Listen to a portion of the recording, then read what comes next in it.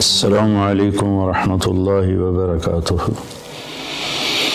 بسم اللہ الرحمن الرحیم والصلاة والسلام علی سیدنا و مولانا محمد وعلی آلہ وصحبہ اجمعین، اما بعد۔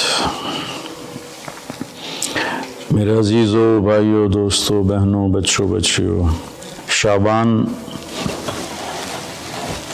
سے پہلے ہی اللہ کے نبی جب رجب کا مہینہ آتا تھا جو اس سے پہلے گزرا ہے تو اس میں یہ دعا فرمایا کرتے تھے، اللہم بارک لنا فی رجب و شعبان وبلغنا رمضان۔ یا اللہ ہمارے رجب اور شعبان میں برکت عطا فرما اور ہمیں رمضان مبارک نصیب فرما۔ تو ان 2 مہینوں میں گویا آپ رمضان کی تیاری شروع فرما دیتے تھے۔ عربی زبان ایسی ہے جس میں کوئی لفظ بیکار کا نہیں ہے، بے معنی نہیں ہے۔ جس ہم کہتے ہیں چائے وائے روٹی شوٹی، پانی وانی، کھانا شانا، تو یہ شانا وائے یہ سارے وہ الفاظ ہیں جن کا کوئی مطلب نہیں ہے۔ عربی میں ایسا نہیں ہے، اس کے ہر لفظ کا بلکہ ہر حرف کا مطلب ہے۔ شعبان ایک مہینے کا نام ہے، لیکن شعبان کو شعبان کیوں کہتے ہیں کہ اس مہینے میں عرب چارے پانی کی تلاش میں نکلتے تھے۔ شعب کہتے ہیں متفرق ہو جانا، بکھر جانا، پھیل جانا۔ تو اس میں عرب چونکہ صحرا ہے، یہ عجب ملک اللہ نے بنایا ہے۔ یہ جزیرۃ العرب، جزیرہ نما، اس کے 3 طرف سمندر ہے، ایک طرف خشکی ہے جو اردن کے ساتھ، شام کے ساتھ جا کے ملتی ہے، عراق کے ساتھ، اور 3 طرف سمندر ہونے کے باوجود یہاں دریا، ایک دریا نہیں، اتنے بڑے ملک میں پاکستان سے 5 گنا بڑا ہے تو ایک دریا نہیں، اور اتنی تھوڑی بارش ہوتی ہے۔ جزیرہ نما جو ملک ہوتے ہیں وہاں تو بارشیں مسلسل ہوتی ہیں اور دھڑا دھڑ ہوتی ہیں، لیکن اللہ نے یہاں کے پہاڑوں کو اس طرح سے ڈیزائن کیا ہے کہ بارش کی ہوائیں اس سے ٹکرا کے واپس ہو جاتی ہیں۔ اللہ نے اس خطے کو لک و دک صحرا بنایا، آج بھی صحرا ہے بہت، الربع الخالی، یعنی 1/4 حصہ سعودی عرب کا خالی پڑا ہوا ہے، اس کا نام ہی ہے 1/4 خالی حصہ۔ وہاں زندگی نشو و نمائی نہیں پا سکتی۔ تو عرب کا جو جغرافیائی ایک تھا سٹرکچر، اس میں وہ کسی ایک جگہ رہ نہیں سکتے تھے۔ چند ایک شہر تھے جو آباد تھے، باقی وہ ہر وقت وہاں پانی ہے تو پورا قبیلہ وہاں چلا جاتا تھا، پھر پانی ختم ہو گیا، پھر پانی پہ لڑائی جھگڑے، پھر کسی اور جگہ پانی کا سراغ ملا وہاں چلا گیا۔ تو پانیوں اور چارے والی زمین کی تلاش کے لیے شعبان میں یہ نکلتے تھے، اور پھر آ کر اپنے سردار کو خبر دیتے کہ وہاں چارہ ہے، وہاں پانی ہے، پھر پورا قافلہ موو کر کے وہاں چلا جاتا تھا۔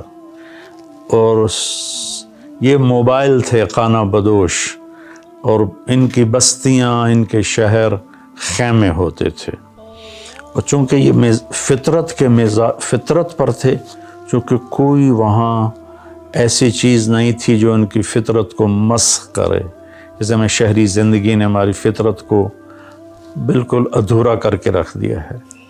ہم نے آج تک چمکتا چاند نہیں دیکھا، تاروں بھری اندھیری رات نہیں دیکھی، ستاروں کی مسکراہٹ نہیں دیکھی، سورج چاند کی خوبصورت نورانی ہم نے اس کی شعائیں نہیں دیکھیں، کرنیں نہیں دیکھیں، تو وہ لکو تک میدان تھا.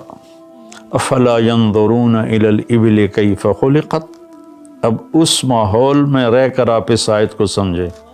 اونٹ ان کی سواری تھی تو اللہ فرماتا ہے اے اونٹ تو دیکھو کیسے بنا ہے, کس نے بنایا ہے.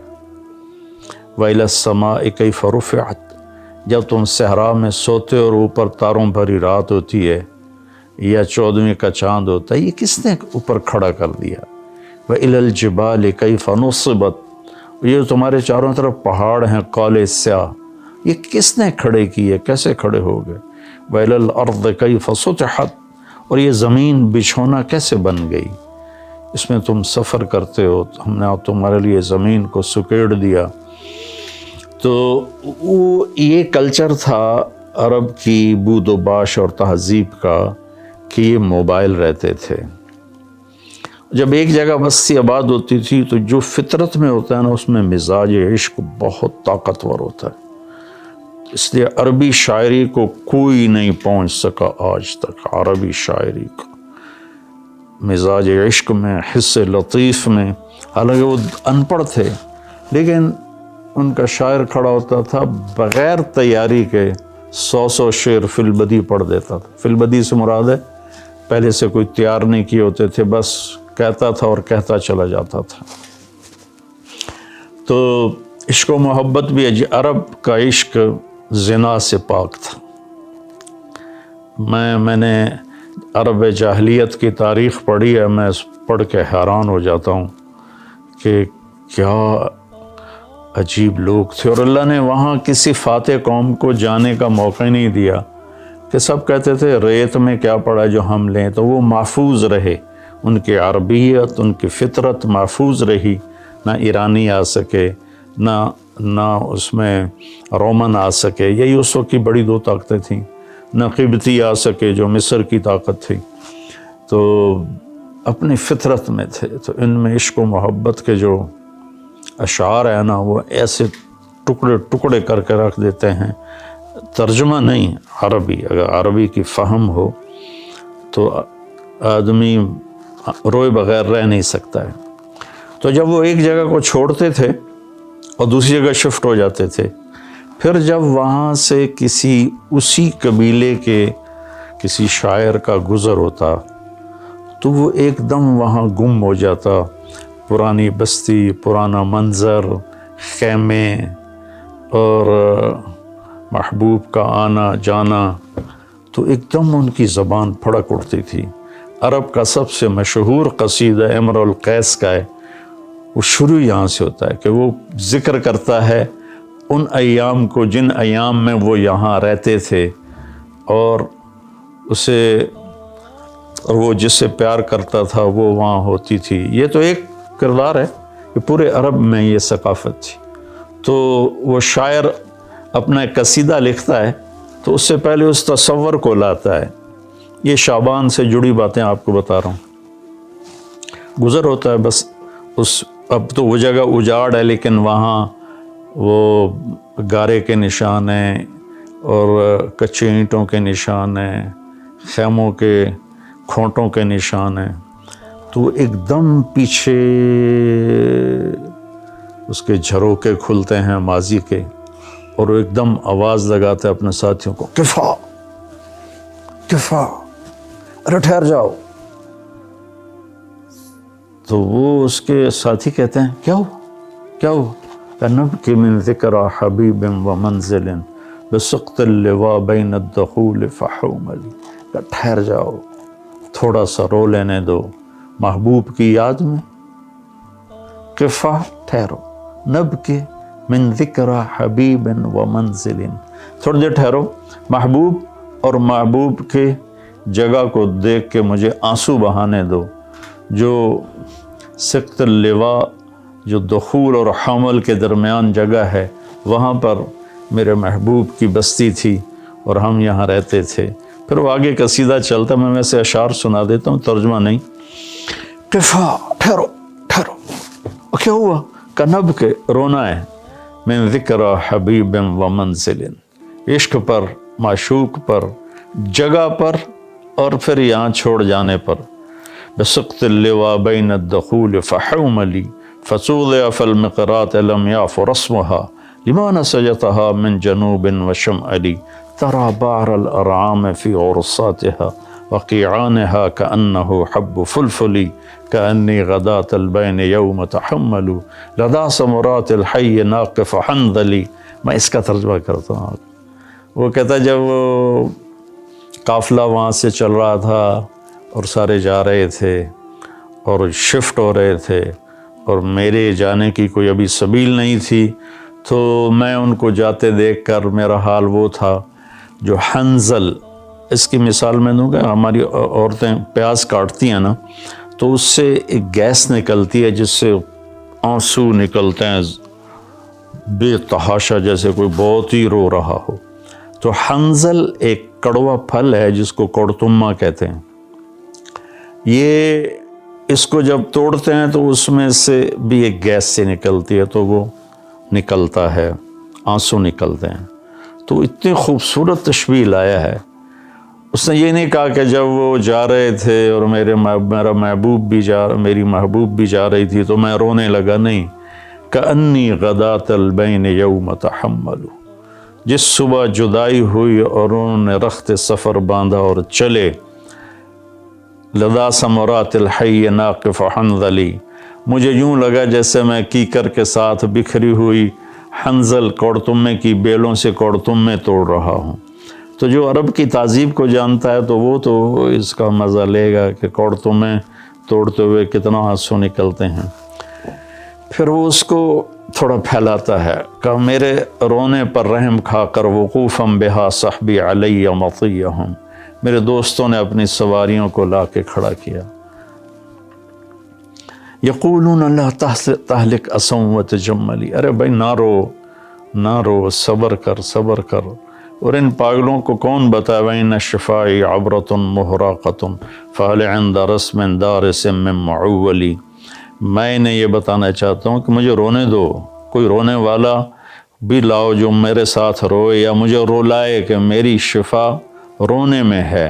فَفَاضَتْ دُمُوعُ الْعَيْنِ مِنِّي صَبَابَةً عَلَى النَّحْرِ حَتَّى بَلَّ الدَّمْعُ مَحْمَلِي، بس پھر میرے آنسو ساون بھادوں کی جھڑی بن گئے اور میں اتنا رویا کہ میرے اونٹ کا پالان بھی سارا کا سارا تر ہو گیا.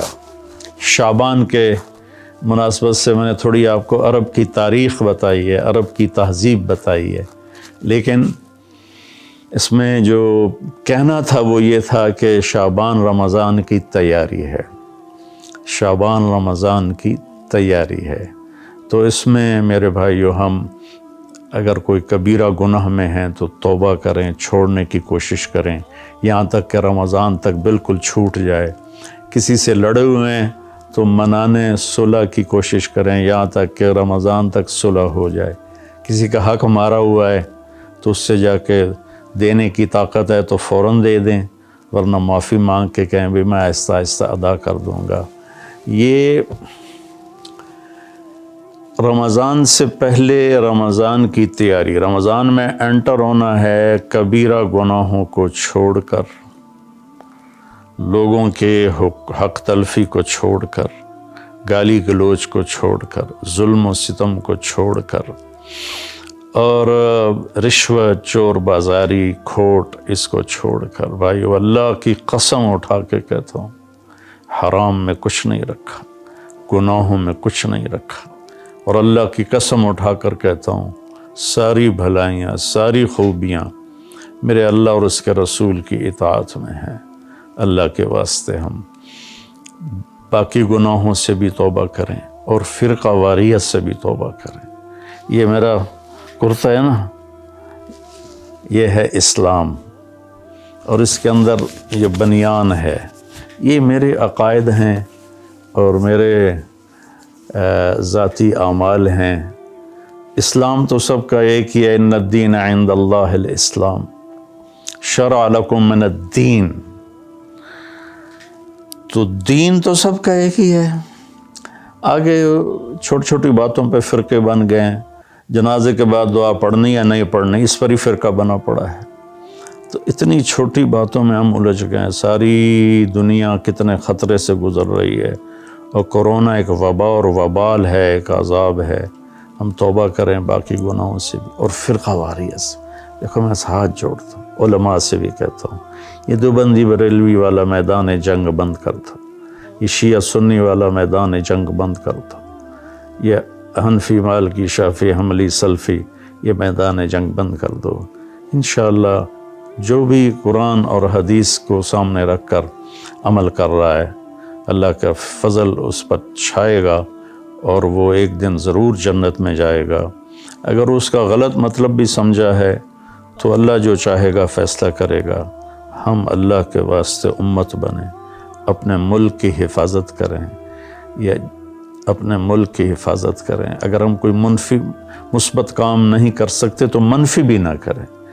تو بھائیو، ہم اپنے رب کو رمضان خوبصورت کر کے دکھائیں، شعبان اس کی تیاری ہے۔ السلام علیکم۔